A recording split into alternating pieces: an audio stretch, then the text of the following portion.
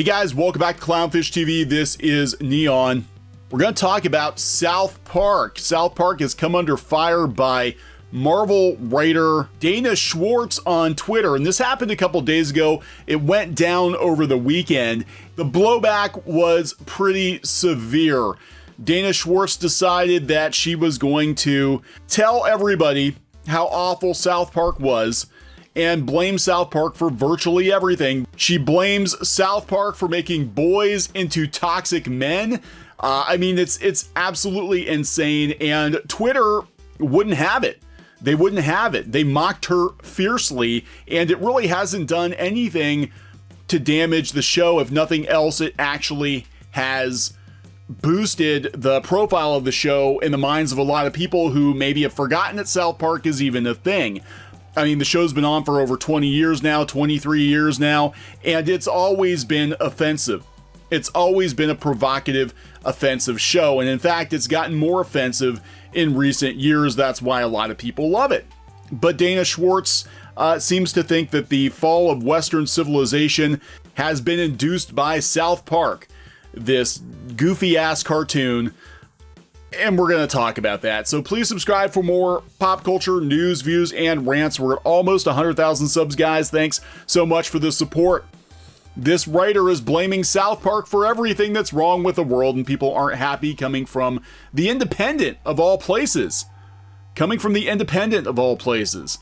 Writer Dana Schwartz, who is writing for, I believe, the Disney Plus version of She-Hulk, writer Dana Schwartz has started a debate online after saying that it seems impossible to overstate the cultural damage done by South Park.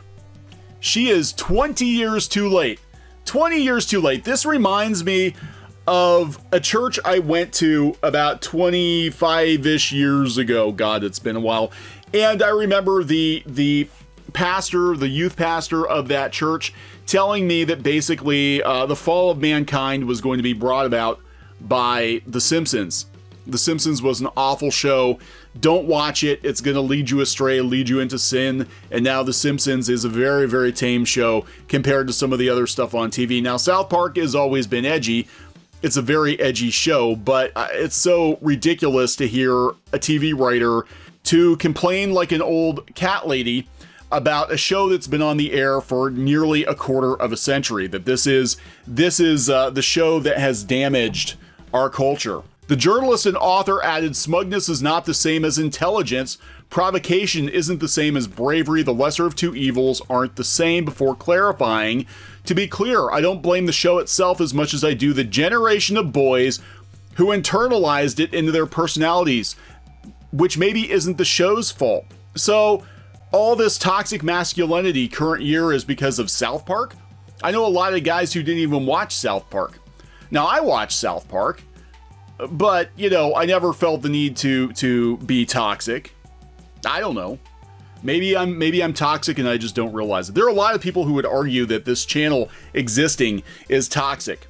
That's a toxic male channel. However, my wife is on here more often than not, so I beg to differ. Anyway, as is often the case online, those disagreeing with the sentiment have hardly covered themselves in glory, and South Park is now causing something of a culture war, with truth and nuance nowhere to be seen.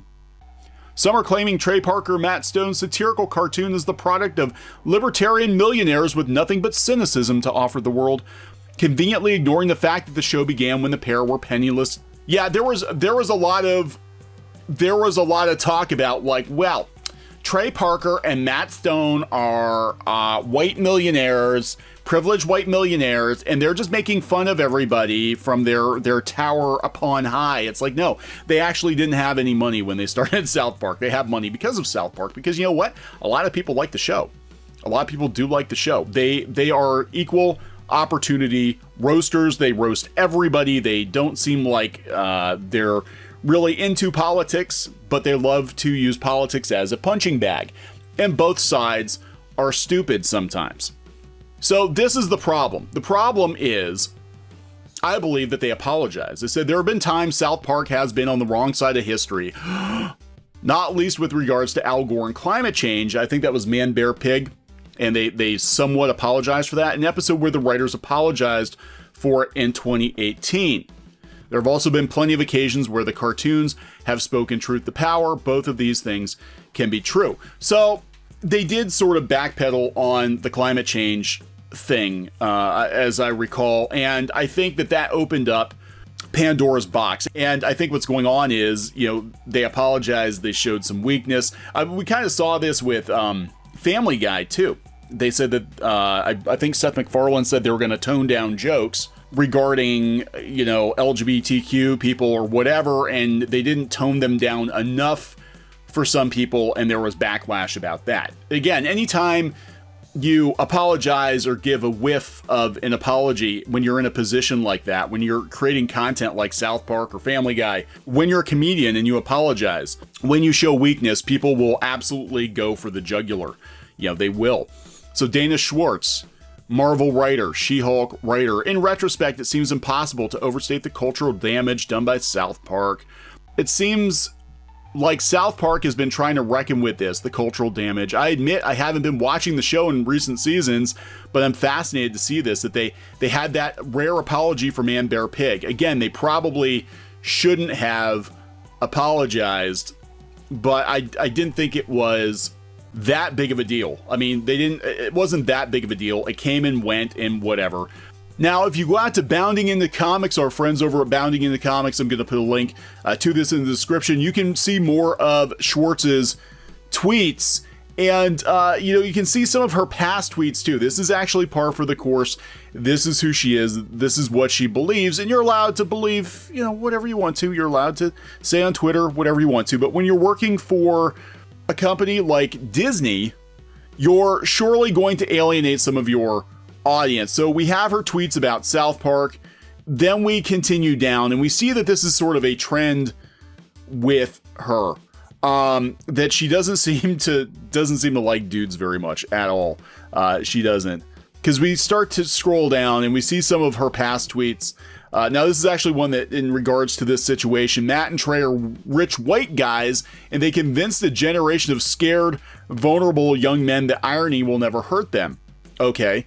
You're right, they mock anyone who cares about anything, and they present mockery as a worthwhile and ideological position when it's really only stasis. Perfect for two rich white guys. She seems to be really fixated on the fact that Parker and Stone are rich white guys. Well, they are now. They haven't always been. Again, we said that before. They haven't always been. They're rich white guys because of South Park, and because South Park resonates with a lot of people. Not just rich white guys, believe it or not. She takes issue with the fact that South Park is a comedy instead of fixing the United States political system. So is that what She-Hulk is going to be? Is that what She-Hulk is going to be? She-Hulk is going to attempt to fix the broken political system of the United States.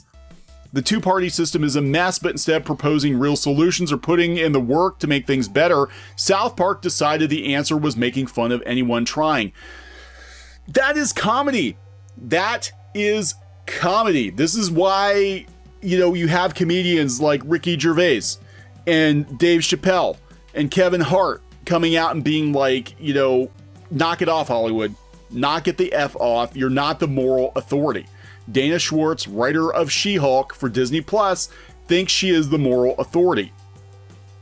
Not many cartoon comedies are as explicitly political as South Park, nor have they been as influential in shaping young viewers' ideologies. Again, South Park is responsible for making toxic men out of boys, apparently. In that sense, I would argue that South Park actually does offer a solution, but their solution is just laughing at everything. Sometimes you can't do anything but laugh at everything because the world is so messed up.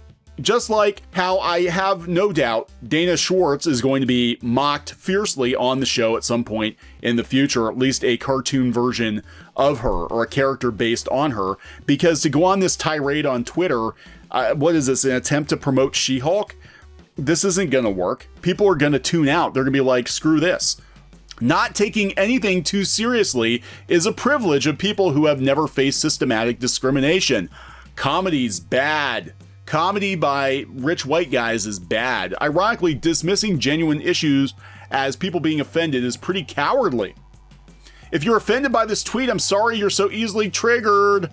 I don't think she gets it. She's the one who's actually triggered. She's the one who's triggered. But if you dig up some of her older tweets, as they've done on Bounding in the Comics, you start to see a pattern here. Some of the worst men I've ever encountered are nerds who didn't get girls when they were younger, then became successful and now see them as commodities they're entitled to. Well, maybe that's true. You know, I don't know. It's not true for everyone. If you're a guy who's mad that he can't flirt anymore, how about instead of getting mad at women, you get mad about the men who abused flirting and turned it into assault? Is she talking about Henry Cavill? Is she talking about celebrities who are male celebrities who are now afraid to date because they're afraid they're going to get accused of stuff? I don't know. The bar for men is on the ground. Yeah, I remember seeing this video floating around where we had a white male coach fixing a little black girl's hair, and it was cute. But, you know, it's the bar for men is on the ground. I enjoyed this movie. 5,000 men on Twitter with anime avatars. Because remember guys, if you have an anime avatar, you're an alt-right Yahtzee. This has actually literally been said by one writer for some rag in Texas, Jeff, whatever the hell his name was, Jeffy. We've talked about him before. He had an entire article talking about how anime avatars were a sign that someone was part of the alt-right. I am not joking. Incorrect. Clearly, you need to watch the YouTube video that explains why you actually did not enjoy it. Because, you know, you're going to be lectured by the anime avatars on Twitter. Have you met most men under 30? Stunning chart. The share of men under 30 who aren't having sex has nearly tripled in the past decade. Have you met them? Have they met people like you, Dana? Conservatives are so weird about sex. It's somehow either a magical gift from God directly to the marriage bed or a sanitized economic good that must be doled out like vitamins, lest men go on murder sprees. What the hell is she talking about? So look, she's clearly got bigger issues to deal with than South Park. But this is who's writing She-Hulk, guys. This is who Disney is bringing in to write their Disney Plus shows. They're supposed to save the MCU and save Disney. This is the future. This is the future of the MCU. You're looking at the future of the MCU right here. I can't be more excited. Can't be more excited. Look, getting offended about a show that's been on the air for 23 years now is so current year, isn't it? It's not going to hurt their careers any. They have a new movie. And I have to wonder if this isn't part of what's going on here. Like, we have to deplatform Parker and Stone because, God, they'll go out and they'll make another Team America. And we can't have another Team America, can we? We can't have another Team America because that movie is so problematic. But they have a new movie. They have a new movie coming out called Alma Junction, seemingly set after a Colorado locale near the location where the two attended college. So yeah, they are coming out with a new movie. Virtually no details for the movie are available. They're not going to go away. And actually, one of the biggest selling points for HBO Max is going to be that South Park is coming exclusively to HBO Max. Meanwhile, Schwartz is going to go work on She-Hulk, I guess. Maybe John Byrne wasn't available. I don't know.